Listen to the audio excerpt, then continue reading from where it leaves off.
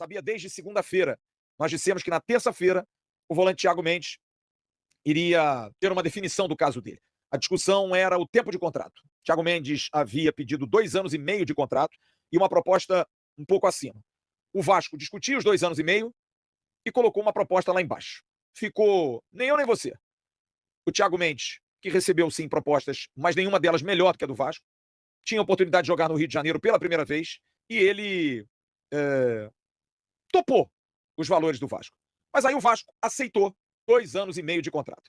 Tudo resolvido. Tempo de contrato resolvido, grana resolvida, porém, faltava o aval da família. Da esposa, Kelly Mendes, que é uma esposa extremamente atuante, está sempre junto, está sempre firme, está sempre ligada, né? E ela participa da gestão com o marido, com o pessoal do staff dele, e tudo isso trouxe uma expectativa ontem, porque ela, de alguma forma, teria que dar uma definição. E hoje, agora, no início da noite, o companheiro Vene Casagrande trouxe a informação de que sim, está tudo acertado e ele vai ser anunciado como jogador do Vasco da Gama. É a primeira contratação da gestão Admar Lopes, que foi diretor executivo dele no Lille, conseguiu estar com ele no Lille por um período. Não foi assim tão fundamental, mas ajudou, claro que ajudou. O Fernando Diniz fez uma sedução muito grande, tem seduzido muitos jogadores a estarem no Vasco, é Coutinho renovando, é o Léo Jardim renovando, é agora o Thiago Mendes estando junto. Ele está no Catar, vai fazer a sua transferência, e em fazendo a sua transferência, vai chegar para jogar, porque ele jogou até 25 de maio, então ele está normal. Claro que vai precisar aí de uns diazinhos para se ajustar, até porque ele só pode jogar a partir do dia 12, porque ele tem a janela, ele é um jogador que está vindo de fora, mas provavelmente semana que vem vai ser apresentado, vai estar pronto e vai estar ok para jogar. Não é um problema muito grande. Vai passar por uma avaliação médica, claro, ano passado ele teve uma lesão muscular séria, mas como eu disse, esse ano ele já jogou. O calendário Qatari é um calendário mais enxuto, mais fechadinho, mas a tendência sim é de que ele não demore muito a poder jogar.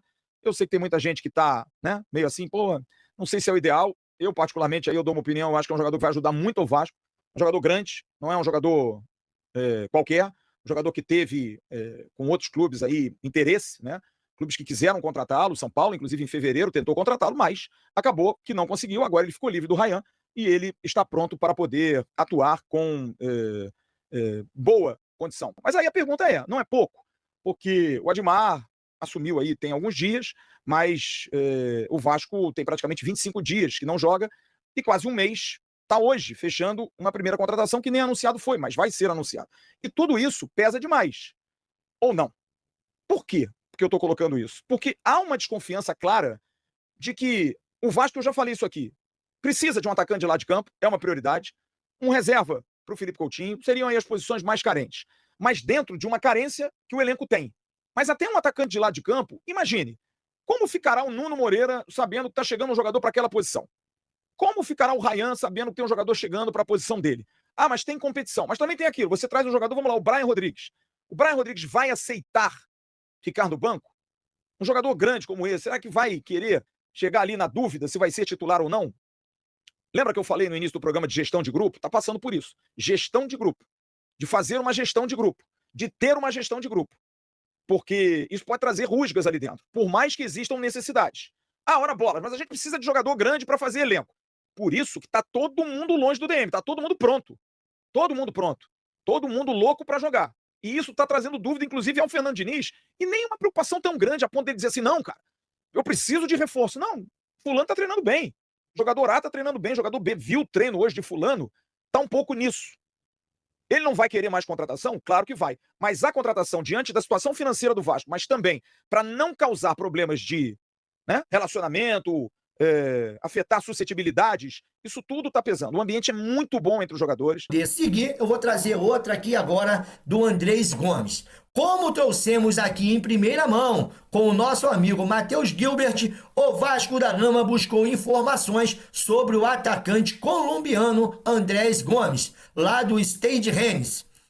Apuramos no dia de hoje que o clube francês aceita emprestar o atacante ao Gigante da Colina por valores que giram em torno a 1 milhão de euros por ano, ou seja, contrato de um ano, empréstimo 1 milhão de euros.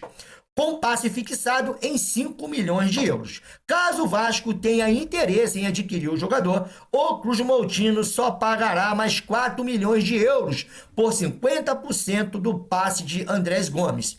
As negociações seguem em curso, enquanto o Vasco busca 2 atacantes de lado de campo para reforçar o seu elenco. Então, quer dizer, o Rennes aceita emprestar. Olha só, leva por um ano, emprestado bonitinho e coloca aqui na caixa, aqui no fundo da lata, a moedinha de 1 milha de euros. E o ano que vem, se vocês quiserem um jogador, 50% do passe dele está fixado em 5 milhões. Vocês já botaram 1 milhão? Coloca mais 4. E aí vamos ver, né? Se é tão interessante para o Vasco assim. Porque um outro detalhe que nós também tivemos apurando, isso aqui é uma outra informação exclusiva, é que 15 nomes foram aprovados pelo Fernando Diniz. Como já havíamos informado também de forma exclusiva, olha, cheio de exclusividade esse canal, mas é verdade, tá? De forma exclusiva, Admar Lopes apresentou a Fernando Diniz mais de 50 nomes de jogadores. Dentre os nomes apresentados, a comissão técnica aprovou aproximadamente 15 atacantes de lado de campo. Admar Lopes enfrenta dificuldades devido à situação financeira do clube. Outro ponto que o executivo esbarra tem sido no modelo de negócio, que envolve jovens jogadores por empréstimo com compensação financeira. Ou seja, além da dificuldade que o Vasco já tem, porque não tem grana, o Vasco vai atrás de um jogador tipo o Andrés Gomes. E ali, quando chega lá, o clube vai pedir uma compensação, 1 milhão de euros, 2 milhões, quer levar emprestado? Beleza, mas bota aqui um dinheirinho. E aí o Vasco está tentando economizar. Se lembra que falou o Carlos Amodeu? Que o Vasco não iria fazer grandes investimentos no mercado, que o Vasco iria buscar oportunidades, como é o caso do Thiago Mendes. O Vasco prefere pagar salários do que pagar compensação ou pagar pelo passe do jogador. De acordo com a apuração conjunta do Canal Vasco e do VDG Cast, o Vasco estuda uma nova tentativa para contratar o atacante da seleção brasileira, Richarlison, atualmente vinculado ao Tottenham, da Inglaterra. O atleta, conhecido por ser torcedor assumido do Vasco, já havia sido alvo do clube na janela de transferências anterior. Porém, as tratativas não avançaram. Na ocasião, o Cruz Maltino buscou um empréstimo, mas os ingleses recusaram liberar o jogador. Agora, com um novo panorama em Londres, o desfecho pode ser diferente. Segundo informações vindas da Inglaterra, Richarlison não está nos planos do técnico do Tottenham, o que abre espaço para uma possível venda em definitivo. Sabendo disso, o Vasco trabalha nos bastidores para formalizar uma nova proposta e apresentar um projeto ambicioso ao jogador. A ideia seria fechar uma transferência em caráter definitivo e arcar com a totalidade dos salários. Diferente da abordagem anterior, na qual o clube buscava dividir os vencimentos com os ingleses. Esta investida tende a ser mais ousada. Mesmo assim, a diretoria entende que será necessário ajustar os moldes salariais, já que os ganhos atuais do atacante são considerados elevados para os padrões brasileiros. Um plano de marketing deve ser apresentado ao atleta, que é visto como um nome com enorme potencial de idolatria, não só pelo talento, mas também pelo carisma. Fontes ligadas ao departamento de futebol demonstraram otimismo ao comentar a possibilidade. Há esperança. A expectativa é que as conversas avancem nos próximos dias, com o clube apostando em elementos emocionais para sensibilizar Richarlison. Além da ligação afetiva com o Vasco, o atacante tem um carinho especial pelo clube devido ao sonho de seu avô, que gostaria de vê-lo defendendo o manto cruzmaltino. A diretoria acredita que esse vínculo pessoal pode ter peso significativo nas negociações. A notícia de que Richarlison estaria de saída do Tottenham reacendeu, como de costume, o imaginário da torcida vascaína. Contudo, uma apuração exclusiva do Papo na Colina aponta que, apesar do interesse recíproco, a negociação esbarra em dificuldades financeiras consideráveis, sendo classificada como totalmente insana por fontes do mercado. A grande barreira é o abismo econômico. O Tottenham espera uma compensação robusta para liberar o atleta e pede cerca de 20 milhões de euros, quase 130 milhões, pela transferência. Esse montante é fora da realidade do Vasco, que, segundo dados do último balanço, acumula uma dívida superior a 1,2 bilhão. Ainda que o clube carioca tentasse um acordo ousado por uma contratação em definitivo, como indicaram Canal Vasco e VDG Cast, a concorrência torna a missão ainda mais complicada. Clubes com muito mais recursos, como o Galatasaray, da Turquia, e equipes do futebol árabe, são apontados como os destinos mais prováveis para o jogador neste momento. Assunto para falar sobre Richarlison, atacante da seleção brasileira e do Tottenham, especulado no Vasco. Houve quem dissesse que o Cruz Maltino está animado e otimista em relação à negociação com o jogador. Antes de gravar o vídeo, procurei um dos representantes do atleta para saber se existe de fato alguma chance disso acontecer. É certo que o Richarlison não fica no Tottenham, mas imaginá-lo no Vasco é algo completamente maluco. A frase do empresário do atleta, abre aspas, sem possibilidade nenhuma. Até porque o Tottenham, para negociá-lo, exige 50 milhões de euros.